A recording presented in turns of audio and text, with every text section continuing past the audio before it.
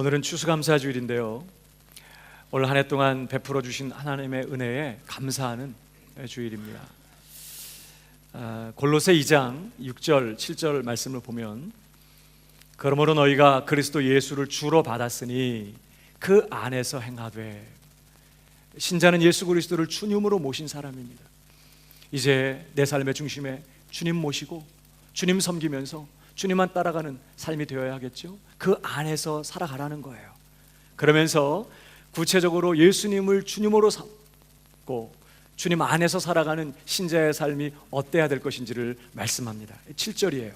그 안에 뿌리를 박으며 세움을 입어 교훈을 받은 대로 믿음에 굳게 서서 어떻게 하라고요? 감사함을 넘치게 하라. 주님 안에 살아가는 신자의 삶을 한마디로 말하면 감사가 넘치는 삶이라고 말해요. 넘치게 감사하며 사는 삶, 이것이 예수님을 주님으로 모신 구원받은 신자의 삶이라고 말씀하는 것입니다. 감사가 핵심이에요. 요즘 저와 여러분 하나님께 얼마나 감사하고 사십니까? 오늘 추수감사주일 뿐만 아니라 매일의 우리의 삶이, 매 주일의 예배가 하나님 앞에 감사하는, 감사하되 감사가 넘치는 그런 삶이 되시기를 주님의 이름으로 축복합니다. 오늘 특별히 성경은 우리에게 왜 하나님께 감사해야 한다고 명령할까요? 오늘 함께 읽은 본문에서 우리는 몇 가지 이유를 발견하게 됩니다. 왜 우리가 하나님 앞에 감사해야 하는가? 첫 번째, 감사는 은혜 받은 자가 마땅히 해야 할 것이기 때문에 감사해야 된다고 말합니다. 오늘 본문을 보면요, 10명의 문둥병자가 예수님의 명령에 순종해서 이제 제사장에게 몸을 보이러 달려가게 됩니다. 10명의 문둥병자가 주님의 소문을 듣고 자신들의 병을 고쳐달라고 부르짖었습니다. 주님께서 다른 말씀 안 하시고 가서 너희 몸을 제사장에게 보이라는 거예요. 아직도 피고름이 흐르고 아직도 몸에는 이 문둥병의 증상이 충만한데 제사장에 가서 네 몸을 보이라는 것입니다. 그들이 예수님의 말씀을 믿고 갔어요. 가다가 나음을 얻습니다. 여러분, 하나님 말씀에 순종할 때 기적이 일어나는 줄 믿습니다. 가다가 나음을 얻습니다. 얼마나 놀랍습니까? 근데 10명 중에 9명의 사람은 그냥 가던 길을 계속 갔어요. 제사장에게 빨리 몸을 보이고, 그동안 집에 갈 수 없었거든요. 마을에서 쫓겨나서 자기들끼리 혼자 격리된 생활을 했었거든요. 빨리 돌아가고 싶어. 그래서 다 제사장에게 갔습니다. 근데 한 사람이 너무 감사했어요. 그래서 다시 예수님께 돌아왔어요. 오늘 본문 15절을 보십시오. 그 중에 하나가 자기의 나은 것을 보고 큰 소리로 하나님께 영광을 돌리며 돌아와 예수의 발 아래 엎드려 살해하니. 감사했다는 거죠. 감사합니다. 얼마나 감사했겠어요. 감사합니다. 저는 사마리아인이라. 그때 예수님의 말씀이 17절에 있습니다. 우리 같이 읽어보겠습니다. 시작. 예수께서 대답하여 가라사대 10사람이 다 깨끗함을 받지 아니하였느냐? 그 9은 어디 있느냐? 예수님이 지금 나머지 9을 찾고 계십니다. 10사람이 다 깨끗함을 받았는데 나머지 9명은 어디 있냐는 거예요. 이 한 사람만 와서 지금 감사하고 있냐는 거예요.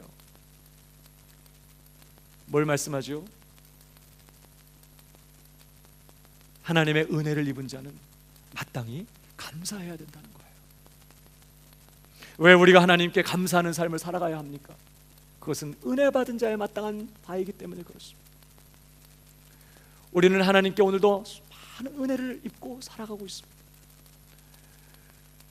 우리가 특별히 하나님께 받고 있는 은혜를 크게 세 가지로 정리해 볼 수 있어요. 첫 번째는 창조의 은혜를 입은 것이에요. 시편 8편 1절을 보면 여호와 우리 주여, 주의 이름이 온 땅에 어찌 그리 아름다운지요, 주의 영광을 하늘 위에 두셨나이다. 그러면서 3절 주의 손가락으로 만드신 주의 하늘과 주의 베풀어 두신 달과 별들을 내가 보오니 사람이 무엇이고 한데 주께서 저를 생각하시며 인자가 무엇이고 한데 주께서 저를 번구하시나이까. 하나님께서 만드신 이 만물을 바라보면서, 하나님이 만드신 해와 달과 별들을 바라보고 묵상하면서 이 시인이 지금 감격에 사로잡혔어요. 너무 광대하고 너무 큰 그 하늘의 별과 해와 달들을 바라보고 우주 만물을 바라보면서 그 앞에 자신이 얼마나 작아요. 얼마나 왜소합니까? 얼마나 보잘것이 없습니까?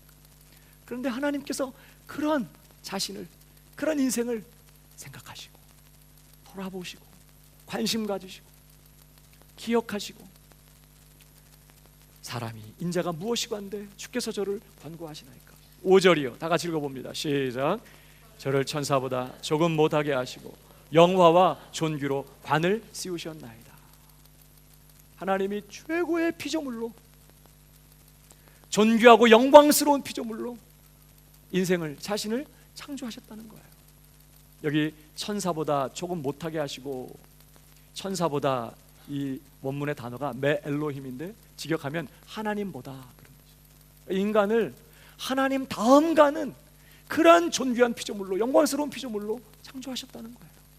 그러면서 6절, 주의 손으로 만드신 것을 다스리게 하시고 만물을 그 발 아래 두셨으니 곧 모든 우양과 들짐승이며 공중의 새와 바다의 어족과 해로에 다니는 것입니다. 이 모든 피조 세계를 하나님 대신하여 통치하는, 다스리는 그러한 존귀한 피조물로 인간을 만드셨다는 거예요. 무엇보다 하나님은 인간을 만드실 때 영적인 피조물로 만드셨어요. 그래서 영이신 하나님과 교제하고 그 하나님을 알고 그 하나님을 기뻐하고 그 하나님을 사랑하고 그 하나님 안에서 최고의 만족과 기쁨을 얻는 그런 피조물로 우리 인간을 창조하신 것입니다. 하나님이 개와 교제하신다 이런 말은 없어요. 우리는 개와 이렇게, 개를 좋아하는 분들 계시죠? 집에서 침대에서 같이 뒹굴기도 하고. 아니, 한국을 갔더니 어떤 분이 보니까 개를 등에 업고 있더라고요. 포대기를 해가지고 깜짝 놀랐어요. 개들하고 개. 어떤 분들은 너무 개를 좋아해서 자기가 엄마래. 엄마 왔다. 너무 개가 좋으니까 그렇게 하겠죠. 그러면서 개한테 말도 하고 뭐. 그러나 여러분, 개에게는 영이 없어, 영혼이 없기 때문에 하나님과 교제하는 거 불가능해요. 인간만 천사처럼 영적인 피조물, 영이신 하나님을 알 수 있어요. 그 하나님과 교제하고 그 하나님과 사랑을 나누고 그 하나님 안에서 기쁨을 누리는, 여러분, 그 하나님과 교제하는 최고의 즐거움과 영광을 우리 인간에게 주신 거예요. 그뿐만이 아닙니다. 인간은 영적인 피조물이지만 동시에 몸을 주셨어요. 그래서 우리 영이 몸을 입고 있는 것입니다. 이 몸을 가지고 하나님이 만드신 피조 세계를 누리고 또 하나님을 섬기면서 그렇게 하나님의 영광을 위해 살아가게 하기 위하여 하나님이 이 몸을 만드셨는데요. 해부학이 발전하게 되고 의학이 발달하면서 이 사람의 인체에 대해서 더 많은 연구들이 진행되고 하면서 정말 우리 몸이 너무 놀라워요. 여러분, 그렇지 않나요? 저는 가끔 이렇게 세수하다가 제 얼굴 들여다보고 놀랄 때가 있어요. 너무 신기하지 않습니까? 뭐 잘생겼다는 뜻이 아니고 어떻게 하나님이 저렇게 만드셨을까? 만약에 사람의 얼굴을 이거 말고 다른 모양으로 만들 수 있을까 생각해보면 정말 너무 놀라워요. 눈이 이 자리에 있어야 되고 코는 코대로 있어야 되고 입술도 입술, 참 어떻게 이렇게 시퍼런 게 아니라 보라보라해가지고 그 눈 위에다가는 또 눈썹을 이렇게 심어 놓으셨어요. 땀이 흐르면 이렇게 옆으로 이렇게 흘러 내려가도, 어떤 분들은 이걸 또 다 밀어가지고 스스로 고난을 자초하는 분들 계신데, 하나님 너무 신기해요. 저는 얼마 전까지만 해도 제 몸 안에 있는 장기들에 대해서 별 관심이 없었어요. 당이 조절이 안 되고 음식을 먹었는데 이 탄수화물이 이 당으로 이제 소화가 돼서 당으로 돼 가지고 온 몸의 혈관에 당이 충만해지잖아요. 그러면 이 췌장이라는 곳에서 인슐린을 확 분비해 가지고 아주 적정한 수준까지 당을 쫙 떨어뜨려요. 세포들이 막 열려서 당을 막 흡수해 가지고 이 미토콘드리아가 그 당을 흡수해 가지고 막 또 엔진처럼 태워 가지고 열을 발생시키고 힘을 내게 하고 에너지로 쓰거든요. 남는 것은 지방으로 축적시키고 또 모자랄 땐 또 그걸 또 분해해서 또 쓰고 이게 자동으로 돌아가요. 야, 이게 그때는 몰랐는데 이게 수동으로 해야 될 때가 되니까 이게 정말 놀랍더라고요. 야, 어떻게 신경 안 쓰고 생각 안 하냐, 먹어 놓으면 알아서 적정한 수준에서 이 당이 제때 안 떨어지고 이렇게 계속 혈관 안에 당이 남아 있으면 여러 장기들이 손상을 입게 되잖아요. 그러니까 이 하나하나 하나님이 만들어 놓고 이게 몸에서 기능하는 거 보면 얼마나 아름답고 얼마나 신비하고 얼마나 놀라운, 이 몸을 움직이면서 이 몸으로 못하는 게 없어. 가끔 체조 선수들이라든지 운동 선수들 하는 거 보면 야, 참 하나님 정말 기가 막히게 만드셨다 이런 생각하게 돼. 아이를 몸 안에서 키워서 10달 만에 또 낳고 어떻게 이렇게 자라가지고 참 우리 하나님이 몸도 이렇게 불편함 없이 살 수 있도록 이렇게 몸을 아름답게 만드셨어요. 그뿐만이 아닙니다. 하나님께서 천지를 만드실 때 인간이요, 이 지구상에서 안전하고 쾌적하게 평안하게 살 수 있게 하기 위하여 하나님께서 우주를 만드실 때 정확하게 계획하시고 설계하시고 그렇게 해서 이 우주 만물과 지구를 만드신 거 아세요? 여러분, 이사야 45장 18절에 보면요, 여호와는 하늘을 창조하신 하나님이시며 땅도 조성하시고 견고케 하시되 헛되이 창조치 아니하시고 사람으로 거하게 지으신 자신이라. 사람이 살 수 있도록 이 지구를 만드셨다는 거예요. 그냥 아무 생각 없이 지구를 만들지 않았어요. 이 지구 같은 이런 별이 또 없어요. 언젠가 어떤 과학자가 하는 얘기를 제가 들었는데, 지구상에 인간이 생존을 하려면 20만 가지 조건이 갖춰져요. 의외로 인간이 까다로워. 20만 가지 조건이 갖춰져야 인간이 지구상에서 편안하게 살 수 있어요. 여러분, 지구가 지금보다 더 크면 어떨까요? 지구의 크기가 지금보다 더 크면 땅도 더 넓고 뭐 땅값도 많이 내리겠죠, 그러면. 근데 지구가 지금보다 더 크게 되면 엄청난 어려움이 일어나겠죠. 그 만유인력의 법칙이라고 우리가 알고 있는데, 이 태양과 지구의 거리가 1억 5천만 킬로 떨어져 있어요. 굉장히 멀죠. 10만 8천 킬로의 속도로 공전합니다. 어마어마하게 빠른 속도로 이 지구가 태양 주변을 돌고 있거든요. 근데 지구가 만약에 지금보다 크기가 더 커져서 무게가 더 무겁고 크기가 크다면 어떻게 될까요? 돌다가 원심력에 의해서 태양 바깥으로 점점 더 멀어지겠죠. 그러다가 결국은 튕겨져 나가겠죠. 얼마나 이 힘이.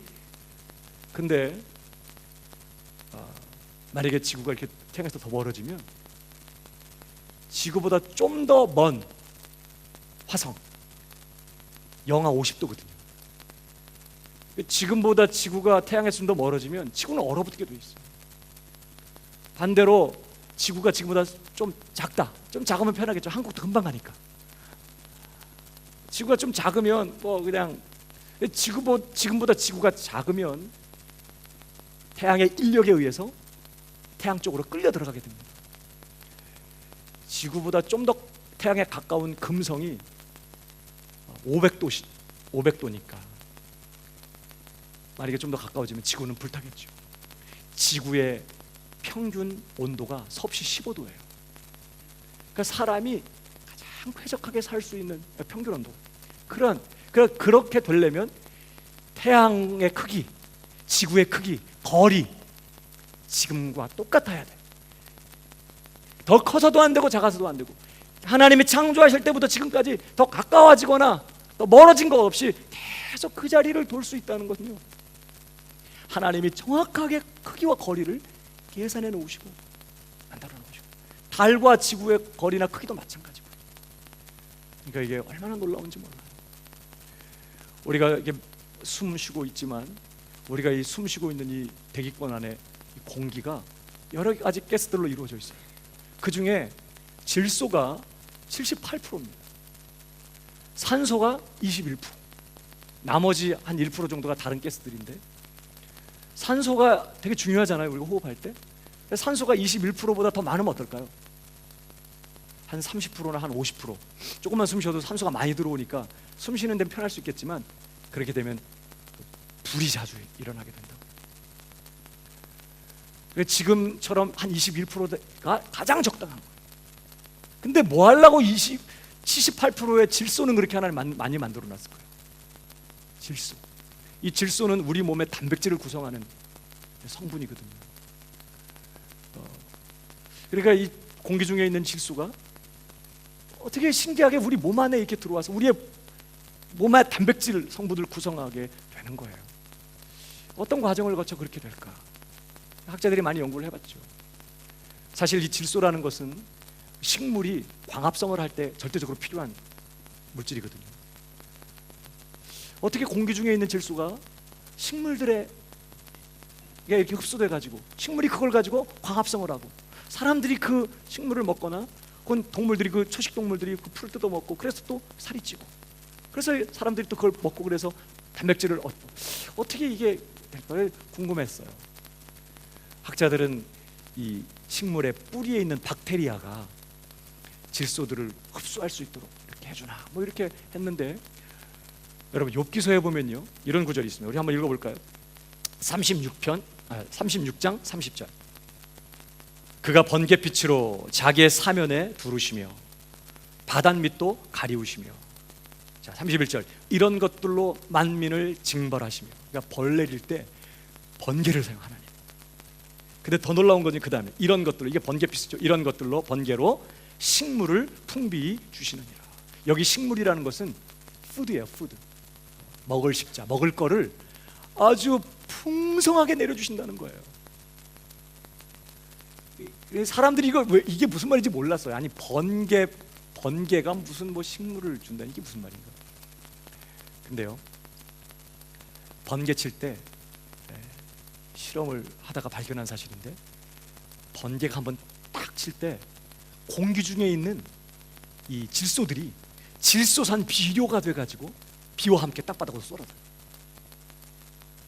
하나님께서 1년에 약 1억 톤 이상의 질소산 비료를 산이고 들이고 쫙쫙 쏟아져요. 번개가 그냥 치는 게 아니에요. 번개가 뭐 팍팍 칠 때마다 질소산 비료가 쫙 막 내려와. 그래서 그렇게 폭풍이 지나가고 난 다음에 그 풀들이 그냥 파릇파릇하게 싱싱하게 막 싱그럽게 자라 올라가는 것은 먹을 걸 얻어먹은 거 그 반에 비료가 내린 것이죠. 그렇게 자란 식물들을 또 동물이나 초식동물이나 또 우리들이 먹고, 이렇게. 그러니까 놀랍게 번개가 그런 번개 칠 때 먹을 걸 주시는구나, 이렇게 생각해요. 야, 놀랍습니다. 그냥 우연히 일어나는 게 아니에요. 여러분, 태양이 얼마나 중요합니까?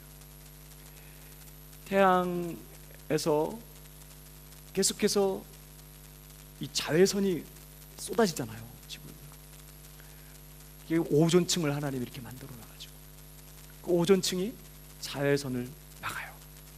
그 안에서 인간들이 평안하게 살 수 있도록 오존층을 이렇게 만들어서 어마어마한 자외선이 이 지구로 뚫고 들어오지 못하게, 적당량만 들어오게 그렇게 하는 것이죠. 간혹 태양 표면에서 일어나는 변동 때문에 태양풍이라는 게 지구로 쏟아져요. 어마어마한 섭씨 10만 도, 어마어마하게 뜨겁죠. 이런 태양풍이 아주 고압 전기 입자 같은 이런 입자들이 지구로 팍팍 쏟아지는데 거의 대포를 쏜 것 같이. 근데요, 지구가 그런 10만 도에 달하는 초속 500km 정도로 달려들거든요. 그런 태양풍의 불구하고 살아남는 이유가 있어요. 하나님이 지구를 만드실 때 거대한 막대자석으로 만들어놨어요. 그 막대자석 혹시 그림 보셨어요? 막대자석을 보면 그 왜 옛날에 자연 시간에 봤잖아요. 이렇게 그 자기장이 생겨가지고 극쪽에 부분에 이렇게 많이 이렇게 당겨가고 그래서 자기장이 이렇게 형성이 되지 않습니까? 이게 지구가 거대한 자석이에요. 그래서 거대한 지자기를 형성해. 그 다음 그림을 보면요, 지자기가 저렇게 형성이 돼요. 거대한 막대자석처럼. 그래가지고 그 다음 그림 보세요. 태양풍이 이렇게 쏟아질 때 그 지자기가 태양풍을 막아줘요. 태양풍을 딱 막아줘. 그 극지방에만 그 태양풍이 이렇게 몰려요. 근데 그 전기 입자들이 공기 중에 있는 입자하고 충돌하면서 빛과 에너지를 발생하거든요. 그게 극지방에서 일어나는 오로라 현상이에요. 그 오로라가 생길 때는 지금 엄청난 태양풍이 지구를 덮친 것이죠. 그러나 지구는 안전해요. 왜? 거대한 지자기가 지구를 다 이렇게 둘러싸고 있어서 태양풍이 오다가 거기에서 잡혀가지고 들어오질 못하고, 극지방에서만 하나님의 참 우리 심심할까봐 또 하늘의 스카이쇼를 보라고 너무나 아름다운 오로라 현상이 이렇게 지나가는, 그 하나님께서 정말 별걸 다 생각하시고 우리 인간들을 처음 만드실 때 쾌적하게 처음부터 안전하게 평안하게 살 수 있도록 정말 어마어마한 것들을 생각하시고 계획하시고 설계하셔서 그렇게 만드셨다는 거예요. 그러니까 시편 136편에 뭐라고 고백합니까? 한번 읽어보십시다. 5절 다 같이 시작. 하늘을 지으신 이에게 감사하라. 그 인자하심이 영원하리로다. 하나님께서 지혜로 하늘을 지으세요. 그냥 지으신 게 아니에요. 땅도 여기 보면 6절에 땅을 물 위에 펴신 이에게, 이 펴셨다는 단어가요, 마치 이렇게 꽉꽉 밟아가지고 다져서 견고하게 만드는 그런 표현이거든요. 이 펴셨다는 표현이. 여러분, 히브리인들에게 이 바다라는 것은 흉흉하고 혼돈스럽고 무질서하고 언제 어떻게 막 이렇게 움직일지 모르는 그런 대상이에요. 근데 하나님께서 땅을 만드실 때 그 바다 위에다가 땅바닥을 발로 탁탁탁 펴서 절대 그 바다가 땅 위로 덮쳐 올라와 가지고 땅을 집어삼키지 못하도록 그렇게 안전하게 땅도 만드셨다, 그런 뜻이에요. 그러니까 시편 기자는 하나님께서 이 천지를 만드실 때 얼마나 놀랍게 지혜롭게 우리가 살 수 있도록 만드셨는지를 생각하면서 지혜로 하늘을 지으신 이에게 감사하라. 땅을 물 위에 펴신 이에게 감사하라. 사랑하는 여러분, 우리가 오늘도 이 창조의 은혜를 입고 살아요. 하나님 앞에서. 그뿐만이 아니에요. 우리가 오늘 하나님 앞에 입고 사는 또 하나의 은혜가 있습니다. 뭐예요? 바로 구원의 은혜인 것이죠.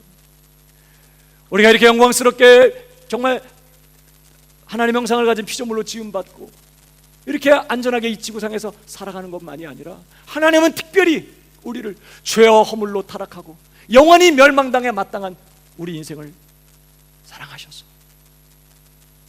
하늘에 속한 모든 신령한 복으로 우리에게 복을 주셨어요. 어떤 복이에요? 창세전에 저와 여러분을 택하시고 그 앞에 거룩하고 흠이 없게 하시기 위하여 다시 주님 하나님 앞에 거룩하고 흠이 없는 영광스럽고 영화로운 그러한 자로 다시 회복시켜내기 위하여 하나님께서 미리 작정하셨어요. 그리고 그 아들 예수 그리스도를 보내셔서 그의 완전한 순종과 십자가의 죽으심을 통하여 우리의 모든 죄를 용서하시고 우리를 구원하셔서 우리를 의롭다 하시고 우리를 하나님의 자녀를 삼으셨어요. 그리고 우리가 영원히 하나님의 자녀이며 영원히 버림받지 않을 것이며 하나님께서 우리에게 허락하신 그 놀랍고 영광스러운 하나님의 기업이 우리의 것이 되었다는 사실을 보증하기 위하여 우리 안에 성령을 보내주셨어요. 성령님 우리를 떠나지 아니하시고 하나님이 우리를 거룩하고 흠이 없게 하시려고 작정하신 그 하나님의 작정하심이 다 이루어질 때까지 성령은 우리 안에 거하시면서 우리를 떠나지 않으시고 하나님의 뜻을 이루어 가시는 거예요.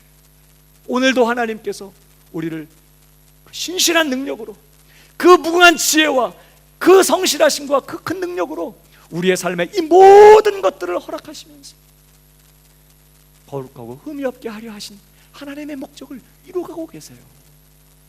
그 목적 때문에 오늘 우리가 구원받아 이 자리에 와 있고, 우리를 거룩하게 하려 하시는 그 목적 때문에 우리가 결혼해서 이렇게 결혼 생활을 하는 거예요.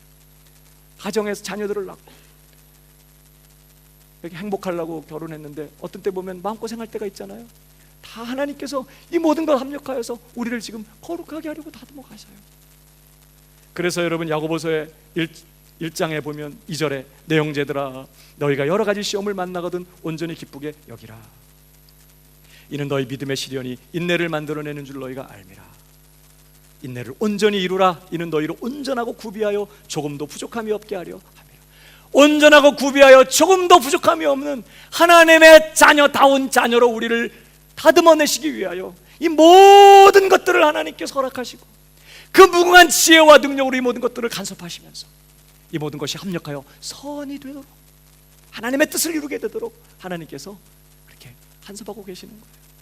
그러니까 여러분, 단순히 예수님의 십자가의 구속만으로 끝난 게 아니라 지금도 하나님께서 우리를 영화로운 자리까지 이끌어가기 위하여 끊임없이 간섭하시고 다듬어 가시고 구원의 은혜가 오늘도 우리의 삶에 충만하게 임하고 있다는 걸 기억해야 돼요. 옆 사람에게 좀 얘기해 주세요. 하나님이 지금도 일하십니다. 우리를 거룩하게 하려 하신 그 하나님의 뜻을 이루기 위하여 지금도 간섭하고 계세요. 구원의 은혜를 우리가 입고 살아가고 있는 것이죠. 그뿐만이 아닙니다. 우리는요 변함없는 하나님의 사랑의 은혜를 입고 있어요. 시편 136편 1절을 보십시오. 여호와께 감사하라. 왜냐하면 그는 선하시며 그 인자하심이 영원하미로다. 왜 하나님 앞에 감사해야 되느냐? 하나님의 우리를 향한 그 사랑, 그 선하심, 그 인자하심이 영원하기 때문이라는 거예요. 우리가 얼마나 부족합니까? 오늘도 우리가 하나님의 자녀이지만 원래 자격 없을 때 우리가 구원을 받았고 지금도 얼마나 자주 실패하고 얼마나 자주 넘어지고 얼마나 자주 정말 실수합니까? 그런데 하나님의 우리를 향한 그 사랑과 그 인자하심이 변함이 없어요. 그 사랑이 변치 않고 그 인자하심, 그 은혜가 다함이 없습니다. 시편 23편 6절 다윗의 고백입니다. 그가 이런 고백을 해요. 나의 평생의 선하심과 인자하심이 정녕 나를 따르리니 내가 여호와의 집에 영원히 거하리로다. 이게 무슨 말일까요? 나는 너무나 부족하고 연약해서 수백 번, 수천 번, 수만 번 자빠지고 쓰러지고 실수하고 실패한다는 거예요.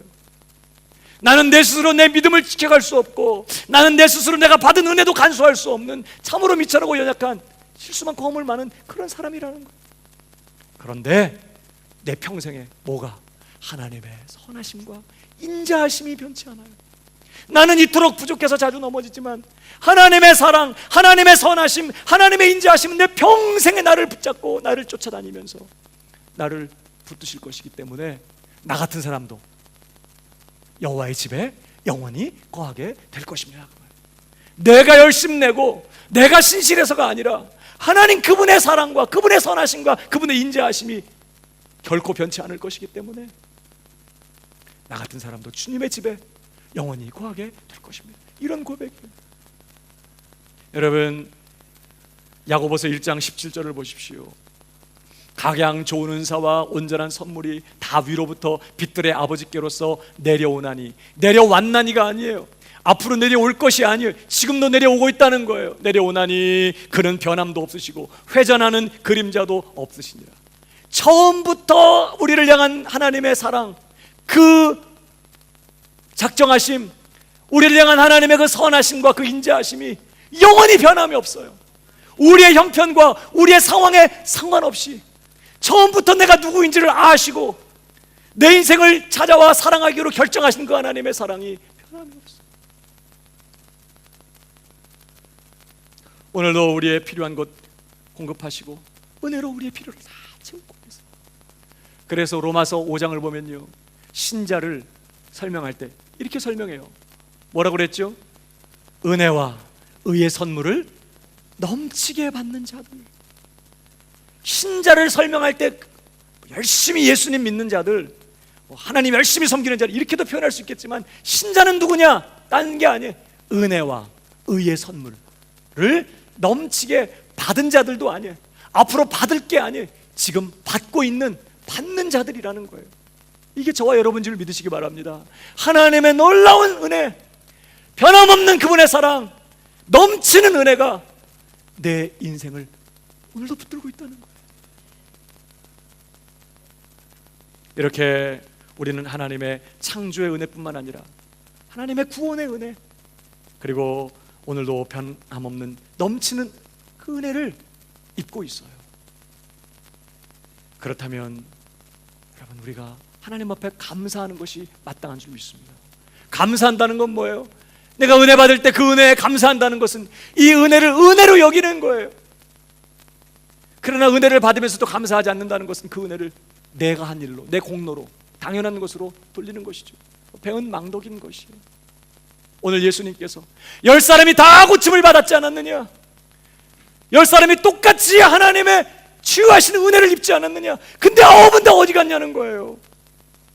왜? 은혜를 입었다면 오늘 이 사람처럼 하나님께 마땅히 돌아와 감사하는 게 당연하다는 거예요. 감사가 마땅한 줄로 믿습니다. 하나님의 은혜, 넘치는 은혜를 받고 사는 저와 여러분, 날마다 감사로 우리가 하나님 앞에 보답하는 그런 신실한 신자가 되기를 주님의 이름으로 축복합니다. 두 번째, 우리가 감사해야 할 이유가 무엇입니까? 왜 성경은 우리에게 하나님께 감사하라고 명령하고 있습니까? 감사가 하나님께 영광 돌리는 최고의 방법이기 때문에 그렇습니다.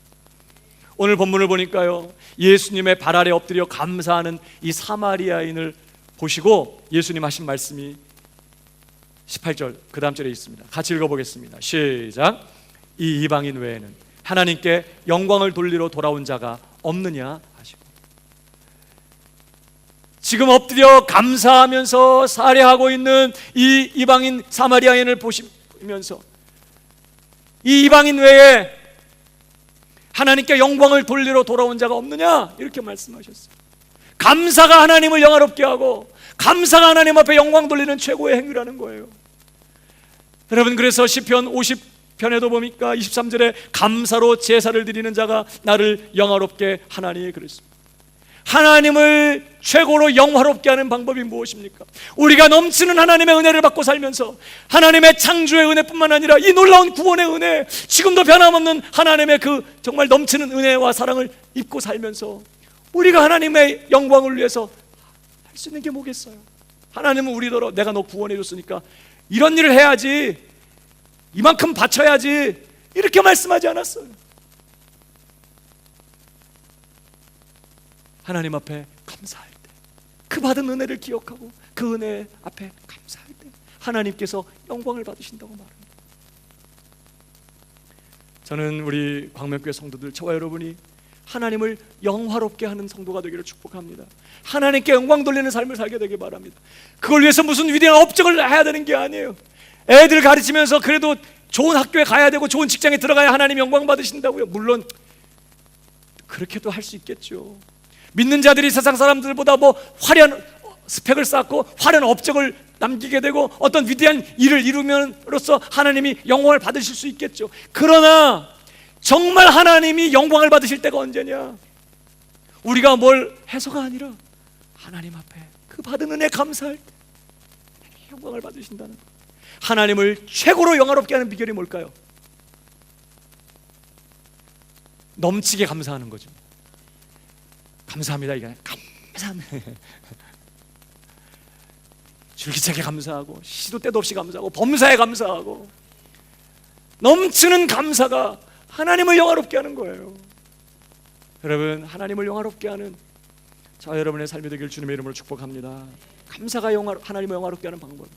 우린 감사해야 돼. 뿐만 아니라 마지막 세 번째, 성경은 왜 우리에게 감사하라고 말씀하고 있습니까? 하나님은 감사하는 자에게 더 큰 은혜와 복을 주시기 때문에 그렇습니다. 오늘 19절을 보십시오. 오늘 예수님 앞에 나와서 감사하는 이 이방인에게 오늘 예수님께서 뭐라고 선언하십니까? 19절 다 같이 시작. 그에게 이르시되 일어나 가라, 내 믿음이 너를 구원하였느니라 하시더라. 내 믿음이 너를 구원하였느니라. 우리가 한 가지 발견하게 되는 게 뭐예요? 네 감사가 너를 구원했다라고 말하지 않고 감사하는 모습을 보시면서 네 믿음이 너를 구원했다라고 선언하셨어요. 감사는 뭐의 증거라고요? 믿음의 증거예요. 그가 정말 하나님이 나를 고쳐주신 줄 믿고, 하나님 정말 살아 역사하신 줄 믿고, 예수님이 정말 주님이 되시고 구주가 되시는 걸 믿었기 때문에 그가 와서 감사를 한 것이죠. 우리가 감사한다는 것은 하나님을 진짜로 믿는다는 증거예요. 그 입술에 감사가 없다면 그는 정말 믿음이 있는지 의심해봐요. 오늘 주님은 그의 믿음을 확인하시면서 네 믿음이 너를 구원하였느니라. 여기 구원했다는 것은요, 육신의 질병으로부터 구원받았다는 뜻이 아니에요. 이미 그는 병의 고침을 받았어요. 여기서 말하는 구원은 그의 영혼이 영원한 심판과 영원한 형벌에서 건짐을 받고 구원을 받았다는 그런 의미인 것이죠. 9명의 문둥병자들은 자신의 육신의 질병만 치료받는 그런 은혜를 받았어요.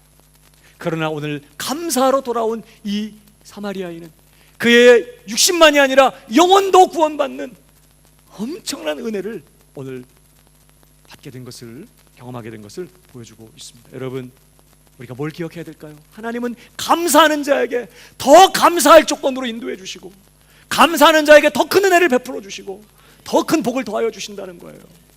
우리가 이걸 기억해야 돼요. 오늘 예수님께서 나머지 9명을 찾으신 이유가 있었다고 생각해요. 도대체 나머지 9은 어디 간 거야? 육신의 병만 치료받고 이 땅에서 편안하게 사는 게 도대체 무슨 의미가 있겠어? 그리고 나서 죽으면 끝인데, 그리고 영원한 멸망인데, 영원한 하나님의 심판이고 형벌인데, 그가 영혼의 구원을 받는 것이 중요하잖아요. 주님께 이런 안타까움이 있었던 것 같아요. 오늘 감사하는 자에게 하나님은 더 큰 은혜와 복을 내려주신다는 것을 기억해야 합니다. 잠언 3장 9절 10절에 보니까 이런 말씀이 있어요. 네 재물과 내 소산물의 처음 익은 열매로 여호와를 공경하라. 그리하면 내 창고가 가득히 차고 내 집들에 새 포도즙이 넘치리라. 네 재물과 네 소산물의 처음 익은 열매. 네 재물이란 말은 직접 손으로 수고해서 노동해서 벌어들인 그런 소득, 그런 재물을 말하는 거예요. 그걸 가지고 와서 하나님 감사합니다. 주님이 은혜 주시고, 주님이 건강 주시고, 주님이 재물 얻을 힘과 능력 주시고 지혜 주셔서 이렇게 이달에도 또 올 한 해도 이렇게 정말 얻었습니다. 하나님 앞에 나와 감사하면서 그것을 하나님 앞에 올려드릴 때 처음 익은 열매, 소산물의 처음 익은 것들, 다시 표현하면 좀 다른 의미로는 아주 가장 좋은 것들을 말하기도 해요. 11조 이런 것들을 가지고 와서 하나님 은혜 감사합니다 그러면서 하나님 앞에 감사로 영광 돌리며 여호와를 공경하라는 거예요. 그리하면 내 창고가 가득히 차고 내 즙틀에 새 포도즙이 넘치리라. 감사하는 자에게 하나님은 차고 넘치는 그런 은혜와 복을 더하시겠다고 말씀하고 계시는 거예요. 하나님께서 왜 감사하는 자를 찾으시느냐? 하나님의 마음은 우리에게 뭐가 필요한지를 아시거든요. 더 주시기를 원하시고, 복 주시는 것을 기뻐하시고, 그 은혜와 복이 더 필요하다는 걸 하나님이 아세요. 감사하는 자를 찾으시는 거예요. 1620년에 영국의 청교도들이 종교적인 박해를 피해서 메이플라워를 타고 미국으로 옮겨가게 됩니다. 많이 죽었어요. 그들은 먹을 것이 없어 고생하고 질병으로 죽고 하면서, 그들은 미국에 아메리카 대륙에 정착했을 때 그들은 먼저 예배당을, 자기들 집 짓기 전에 예배당을 건축하고 예배당을 지어놓고 열심히 일을 해서 그 이듬해 그들이 거두어들인 이 추수한 곡식들을 가지고 첫 열매를 거두어서 우리 하나님 앞에 감사하면서 추수감사주의를 지켰습니다. 그 추수감사절이 지금까지도 이어져 내려오고 있습니다. 처음부터 하나님 앞에 주신 은혜에 감사하고, 지금도 힘들고 어려운 상황이지만 먼저 예배당을 지어놓고 주신 은혜에 감사하면서 추수감사절을 지키던 그런 조상들을 둔 사람들이 미국 사람들이에요. 여러분, 그들의 후손들이 지금 어떻게 살아요? 세계에서 가장 최강대국을 입었어요. 물론 너무나 복을 많이 받아가지고 그냥 복에 겨워서 많이 타락한 건 사실이지만 사사기처럼 그 후손들이 얼마나 강대국을 이루고 사는지 몰라요. 비슷한 시기에 유럽에서 금을 캐기 위해서 남미로 간 사람들이 있었어요. 남미로 가서 그 사람들은 황금을 찾았습니다. 노다지를 발견하고 황금을 캐내고, 그래서 북미 대륙의 청교도들보다 훨씬 부자로 살았어요. 그들은 남미. 그러나 그들의 후손들은 지금 어때요? 가장 가난한 나라들 중에 하나가 되어 있습니다. 여러분, 하나님은요, 하나님을 찾고 주신 은혜에 감사할 줄 아는 그런 사람들을 귀히 여기시고 바로 그들에게 더 크신 은혜와 복을 주신다는 거예요. 감사하실 수 있기를 주님의 이름으로 축복합니다. 성경이 우리에게 감사라고 말할 땐 이유가 있는 거예요. 그것이 하나님을 영화롭게 하고 우리에게 복이 되기 때문에 하나님은 감사라고 말해요. 만약에 불평하고 원망하고 짜증내고 이런 것들이 하나님을 영화롭게 하고 우리에게 유익이 된다면 하나님께서는 틀림없이 그렇게 명령하셨을 거예요. 우리를 사랑하시니까 뭐라고 명령했을까요? 항상 짜증내라, 쉬지 말고 원망해라, 범사에 불평해라. 하나님 그렇게 말씀하셨을 거예요. 그는 원망하고 불평하는 것이 전혀 도움이 안 될 뿐만 아니라 해가 되기 때문에 무서운 죄악으로 금하시고 항상 기뻐하라. 우리의 체질을 아시고 우리를 창조하신 하나님이, 우리를 누구보다도 사랑하시는 하나님이 넘치는 은혜로 우리의 삶을 축복하셔서 하나님을 영화롭게 하는 삶을 살기를 바라시는 하나님이 우리를 아시니까 뭐라고 말씀해요? 항상 기뻐해. 그냥 우울해가지고 막 하면 몸도 안 좋아져. 항상 기뻐하고 쉬지 말고 기도하고 범사에 감사하고, 이게 하나님께 영광 돌리는 삶일 동시에 우리에게 복이 되고 유익이 되는 걸 주님이 아시니까 그렇게 명령하신 것이죠. 사랑하는 여러분, 범사에 감사하는 성도가 되길 축복합니다. 감사하되 그냥 뭐 감사하는데 뭐 돈 들어요? 헌금을 할 때도 있구나. 근데 넘치게 감사하는 거지 뭐. 감사하더라도 제대로 하나님 감사. 또 재물이 있을 때는 그 재물 하나님께 드리면서 내 마음의 감사를 표현하고, 감사하는 성도가 이 복된 성도예요.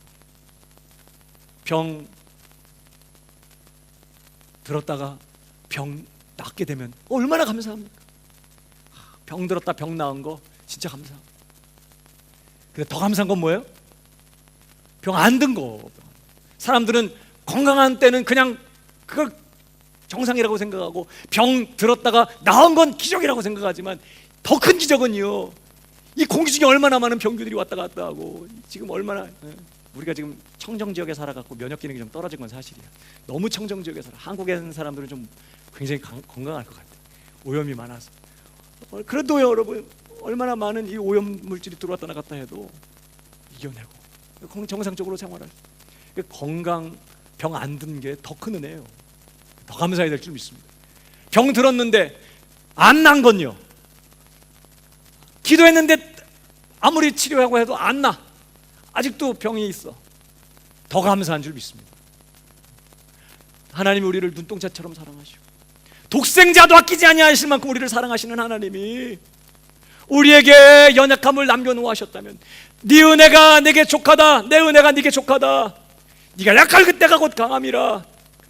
뭔가 하나님께서 이 연약함 통해서 더 좋은 것 주시려고 내 삶에 허락하신 거니까. 병 들었다가 안 나가고 병이 계속 있으면 더 감사한 거라니까요. 별로 아멘이 없으신데, 저는 얼마 전 이 몸에 당이 조절이 안 되잖아요. 점심 딱 먹고 좀 지나면 당이 쫙 올라가면서 머리가 너무 무겁고 기분이 너무 안 좋아요. 몸이 막 힘들고 무력하고 어떻게 할 수가 없어. 진짜 어제 같은 때는 마음도 바쁘고 지금 주일 준비도 해야 되고 설교 준비도 해야 되는데 어제 같은 때 운동 안 하고 싶더라고 진짜. 근데 운동 안 할 수가 없어. 무조건 걸어야 돼. 한 30분 빠르게 막 걷고 또 푸시업하고 앉았다 일어났다 하고 들었다 내렸다 하고 막 1시간 정도 이렇게 막 땀 흘리면서 운동하고 나면 다시 몸이 아주 개운해지면서 땀이 흐르고 기분이 아주 상쾌해지고. 언제 그랬냐는 듯이. 저는요, 아내하고도 전혀 그랬어요. 당뇨가 안 생겼으면 난 절대 운동 안 했을 거야. 바쁘니까 마음이 한 곳에 이렇게 딱 집중하면 다른 걸 못해요. 그러니까 시간 가는 줄 모르고 뭐 하다 보면 어쩌다 보면 배고프네. 그래서 때가 지났는데 벌써 지각이 딱 됐을 때는 엄청 고플 때 배가. 그러면 또 막 허겁지겁 밥 먹게 되니까. 그러니까 뭐 하나 하면 빠져가지고 딴 걸 막. 그러니까 운동을 제대로 못하니까 일찍 죽을까봐 하나님. 당뇨가 생겨가지고. 얘 때문에 하여튼 점심 먹고 좀 지나면 반드시 운동해줘야 돼. 매일같이. 가만 생각하면요 너무 감사한 거죠. 별걸 다 신경 써주셔 하나님. 사랑하는 여러분, 아직도 육체에 연약함이 있습니까? 낙심하지 마세요. 하나님이 그것 가지고 내 삶에 하실 일이 있어. 내 삶에 그것 통해서 역사하실 일이 있는 거예요. 그러므로 범사에 하나님이 행하신 그 모든 일들을 인해서 감사해야 될 줄로 믿습니다. 오늘 특별히 성찬식이 거행되는 주일입니다. 우리를 위해서 아들을 내어주신 그 하나님의 사랑, 우리를 위해 십자가 지신 예수 그리스도의 그 놀라운 구속의 은혜 기억하며 오늘도 그냥 아무 생각 없이 성찬 받지 말고 감사하는 마음으로 성찬에 참여. 오늘부터 다시 한번 넘치는 감사로 살겠다고 결정하고, 그래서 내 삶이 하나님을 더 영광스럽게 하고 하나님이 작정하시고 허락하실 그 복을 감사를 통해서 빼앗기지 않고 누리는 우리 광명의 권속들이 다 되실 수 있기를 주님의 이름으로 축복합니다. 기도하겠습니다. 아버지, 이 추수감사주의를 맞아서 다시 한번 우리의 삶에 감사가 있는지를 돌아보게 됩니다. 하나님, 저희들을 불쌍히 여겨주시고 하나님, 저희들을 긍휼히 여겨주셔서 감사가 넘치는 삶을 사는 저희가 되게 인도하여 주시옵소서. 아버지 하나님, 저희들의 눈을 열어주시고 저희들의 마음 눈을 밝혀주셔서 하나님의 은혜가 얼마나 큰 것인지, 하나님이 오늘도 어떤 일을 행하고 계시는지 더 깊이 알게 하여 주시고 넘치는 감사로 하나님을 영화롭게 할 뿐만 아니라 허락하신 복을 빼앗기지 않고 누리는 우리 광명의 권속들이 다 될 수 있도록 은혜 위에 은혜를 더하여 주시옵소서. 예수님의 이름으로 기도하옵나이다. 아멘.